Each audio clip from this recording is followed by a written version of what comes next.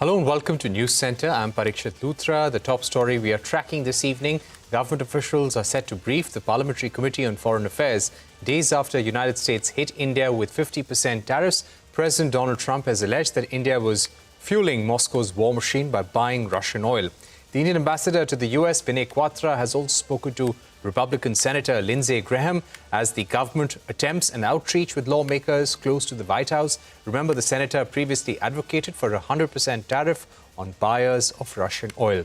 Graham said on Friday that India should improve ties with the US by helping to end the war in Ukraine. Sources have said that India told US officials that crude oil purchases from US have increased by over 70% in 2025 and assured that crude oil and LNG purchases will only rise. Indian officials also reiterated that India is not the only buyer of Russian crude oil. To take this discussion forward, we're now joined by Ambassador Deepak Bhojwani, former Indian ambassador to Latin America, and Einar, Tangen, senior fellow at Taihe Institute. Gentlemen, thank you very much for joining us on the program. Ambassador Bhojwani, what real options does India have at this stage? There is an outreach going on. We're trying to explain the US administration that, listen, we do have a strategic partnership with Russia, but at the same time, we are increasing our oil and gas purchases. Do you think India will be able to clinch some sort of agreement and reprieve from the 25% additional penalty before the 27th of August? Hard to say. A lot depends upon how Mr. Trump sees the situation. The reports that I'm reading, I have no first-hand news. The reports I'm reading in the media are that our imports from Russia of crude oil have already dipped somewhat in July and may even dip further in August. It's hard to say. The government has not said anything about this except for saying that we will consider our national interest first and foremost. The Ministry of Petroleum and Natural Gas and the oil importing companies, all of our companies import crude oil, a lot of them, most of them from Russia anyway. We also import from other sources, but they haven't said that they have been told or explicitly instructed not to import oil. The private companies, of course, will make their own decisions, mainly Reliance and Nayara, which in any case is owned by Rosneft. But the Indian state oil companies will normally follow the indication given by the government of India for importing Russian crude. I personally think that there may be a bit of a slowdown to sort of test the waters and see whether Mr. Trump will give in eventually and not hike up the tariff to the extent of 25% as he has sort of indicated he will do, because we're purchasing Russian crude. But on the other hand, I think are committing in any way, even informally, that we will never purchase Russian crude till Mr. Trump tells us that we can do so, is not on the cards. On the other hand, there is a summit between Mr. Trump and Mr. Putin. Who knows what will happen there? So it's very difficult to call. As of now, we've indicated that we will do what is in our national interest.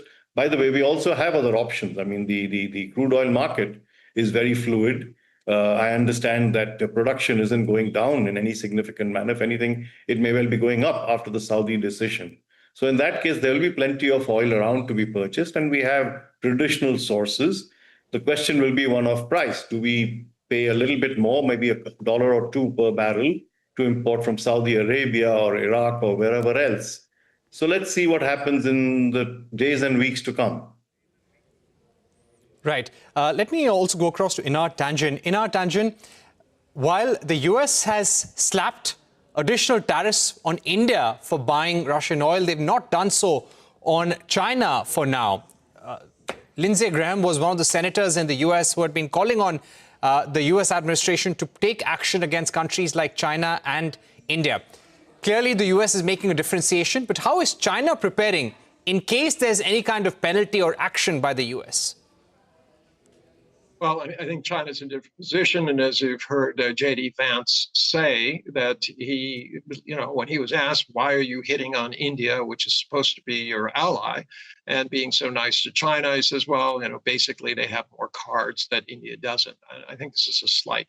I think there's a fundamental misreading. I understand that there's people think that this is just about Russian oil. I disagree. This is about the BRICS. You look at all of the BRICS, all of them are under enhanced tariffs. Brazil, 50%, South Africa, 30%, India, 50%. These are well above everything, and there's been threats against Russia and also China, but those haven't materialized.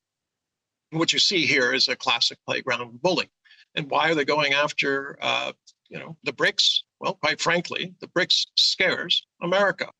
The idea that 40% of the world's GDP, the majority of resources, land, people, markets, and manufacturing would somehow come together, tell the United States to knock it off, or there would be consequences, is something that Donald Trump fears. He's made it very clear. He said, anybody who gets near them, and I'll throw on another 10%. And if they do anything about attacking, substituting the dollar, it's another 100%.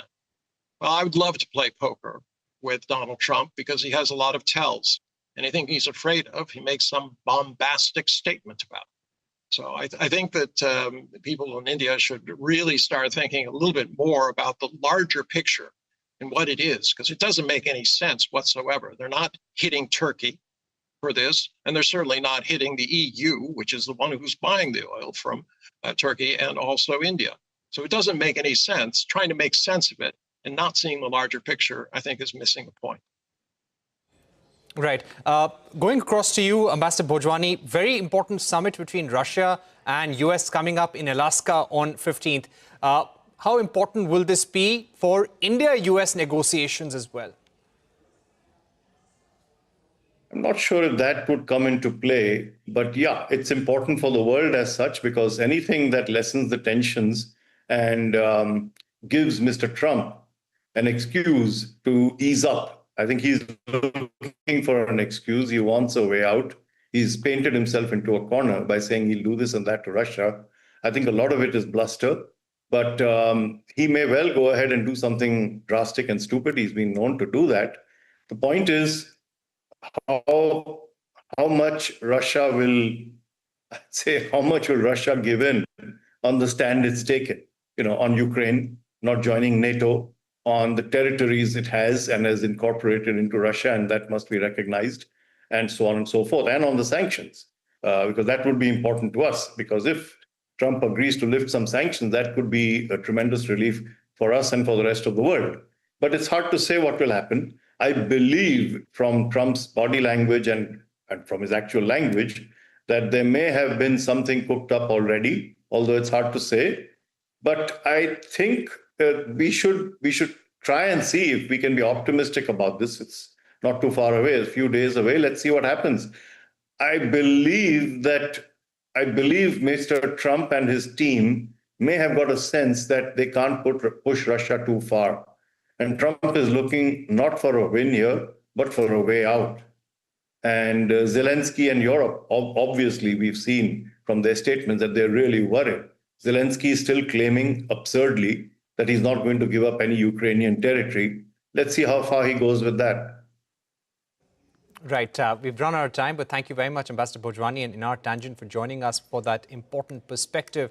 We're taking a break here on Newscentre. On the other side, the Supreme Court ordering the rounding up of all stray dogs in the National Capital Region and moving them to shelters within 8 weeks. A special discussion when we're back.